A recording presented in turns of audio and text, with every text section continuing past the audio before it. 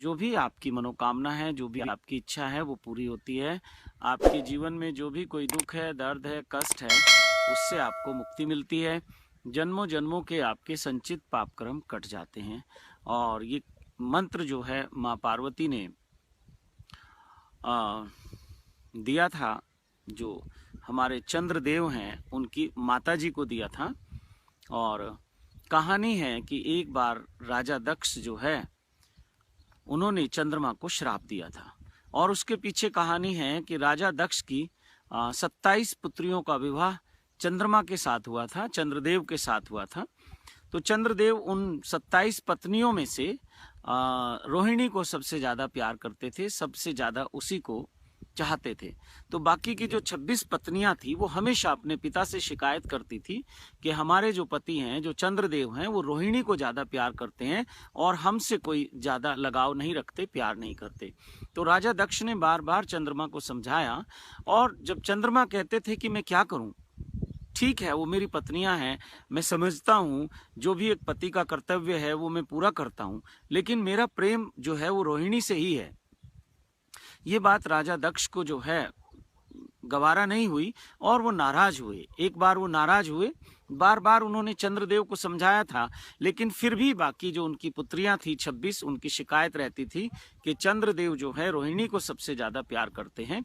तो एक बार राजा दक्ष ने फिर चंद्रदेव को श्राप दे दिया कि तुम जो है 6 रोग से पीड़ित हो जाओ और धीरे धीरे धीरे धीरे करके तुम समाप्त हो जाओ, तुम्हारा क्षय हो जाए।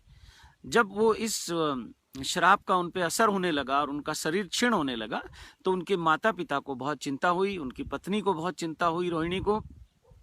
तो उनकी माता जो है कैलाश मानसरोवर यानी कि कैलाश पर्वत पे भगवान शिव के दर्शनों के लिए गई, क्योंकि नारद मुनि जी ने कहा था, ब्रह्मा जी ने कहा था, विष्णु जी ने कहा था और सभी देवताओं ने कहा था कि भगवान शिव की कृपा से ये श्राप जो है वो समाप्त हो सकता है, तो हमें शिव की शरण में जाना चाहिए।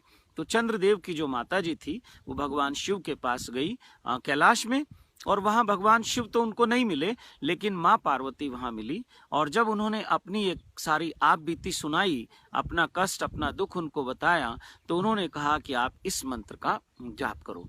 और जब इस मंत्र का जाप उनकी माता जी ने किया, उनके पिता ने किया, यानी कि चंद्रदेव की माता ने, चंद्रदेव के पिता ने किया, और फिर जो है सभी देवी देवताओं ने भी उनके लिए प्रार्थना की, इस मंत्र की साधना की, और स्वयं चंद्रदेव ने और रोहिणी ने इस मंत्र की साधना की। जो आज जहां सोमनाथ महादेव है, यहीं इसी स्थान पे समुद्र किनारे चंद्रदेव ने साधना की थी, और वहीं एक पार्थिव शिवलिंग बनाकर उन्होंने भगवान शिव का आह्वान किया और भगवान शिव की आराधना की, और वहीं भगवान शिव प्रकट हुए थे, जो कि आज सोमनाथ महादेव के नाम से है, एक ज्योतिर्लिंग है।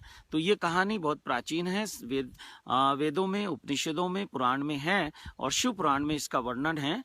और अगर आप चाहें तो ओम नमः शिवाय सीरियल है आपके यूट्यूब पे, उसमें भी इसको आप देख सकते हैं, ये कहानी है। तो ये जो मंत्र है वो मैं आपको बता देता हूँ कौन सा मंत्र है, आप इसको करना शुरू करें।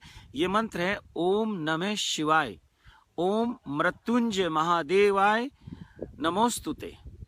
फिर बोलता हूँ, ओम नमः शिवाय मृत्युंजय महादेवाय नमोस्तुते। फिर एक बार बोलता हूँ, ओम नमः शिवाय मृत्युंजय महादेवाय नमोस्तुते। तो इस मंत्र की साधना करने से मन वांछित फल प्राप्त होता है। यदि शरीर में कोई रोग है, कोई कष्ट है, कोई बीमारी है, उससे मुक्ति मिलती है, और जो जन्मों जन्मों के संचित कर्म है उनसे भी मुक्ति मिलती है। जो संचित पाप कर्म है, जो संचित हमारे अशुभ कर्म है, उनसे भी मुक्ति मिलती है। तो इस मंत्र की साधना जो भी साधक करेगा उसको मन वांछित फल मिलेगा, उसको मन चाहा वरदान मिलेगा, सुख शांति समृद्धि मिलेगी, सत्यम शिवम सुंदरम का मार्ग मिलेगा, और महादेव का साक्षात्कार मिलेगा।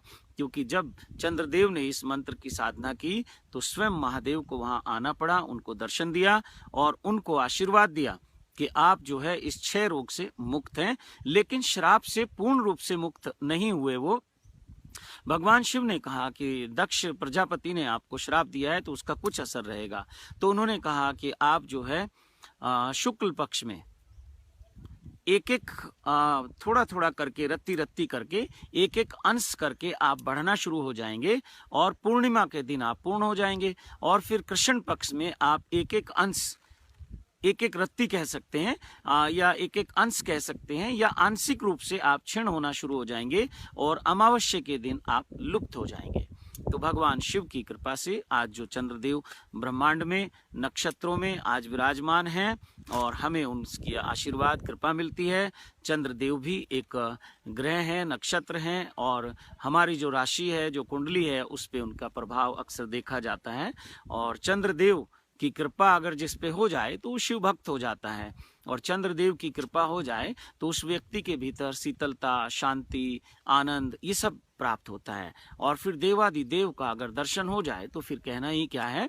और ऐसा वर्णन है शिव महापुराण में कि भगवान शिव बहुत भक्त वत्सल हैं, बहुत दयालु हैं, कृपालु हैं, करुणा के सागर हैं, और जब भी कोई उन्हें सच्चे मन से, सच्चे हृदय से पुकारता है वो हाजिर हो जाते हैं। जब भी कोई अपनी किसी मनोकामना को लेकर साधना करता है तो वो जरूर उसको मनवांछित फल देते हैं। तो आइए, इस जो मंत्र है ये सिद्ध मंत्र है, मैंने स्वयं इसको सिद्ध किया है, और इस मंत्र को आप करिए। जो मंत्र माँ पार्वती ने दे दिया तो वो वैसे भी सिद्ध है, लेकिन फिर जो मंत्रों को सिद्ध करने की एक प्रक्रिया है, उस प्रक्रिया से मैं गुजरा हूँ इस मंत्र के साथ। इस मंत्र की मैंने साधना की है और ये मंत्र मैं आज आपको दे रहा हूँ। लेकिन जो लोग केवल इस मंत्र की साधना कर रहे हैं और शिव कृपा योग परिवार से नहीं जुड़े हुए हैं, ये शिव कृपा योग क्या है, साधकों का एक समूह है, तो इसके कुछ रूल रेगुलेशन है, तो उसमें कुछ और मंत्र हैं, तो उन मंत्रों की साधना भी साथ में करेंगे तो जीवन आनंद से परिपूर्ण हो जाएगा। और हर पूर्णिमा को एक की मंत्र कह सकते हैं, या एक मंत्र है वो मिलता है, तो जो आपका मूल मंत्र है वो उससे जागृत हो जाता है और मन चाहा आपको वरदान मिलता है, मन चाहा आपको फल मिलता है। तो मेरे प्रिय मित्रों, मैं अपनी वाणी को विराम देता हूं और आप सबसे निवेदन करता हूं, अगर आपको ये मेरी वीडियो या ये जानकारी अच्छी लगी हो तो इसको आप लाइक करें, और इस कल्याण गुरुजी के नाम से जो चैनल है इसको सब्सक्राइब करें और इसको शेयर भी करें। इस वीडियो को ज़्यादा से ज़्यादा शेयर करें, ज़्यादा से ज़्यादा लोग सत्यम शिवम सुंदरम के मार्ग पे चल पाएं, ज़्यादा से ज़्यादा लोगों का कल्याण हो और हम इस समाज में, इस संसार में कल्याण मित्र बनकर जिएं, हमारा अपना भी कल्याण हो।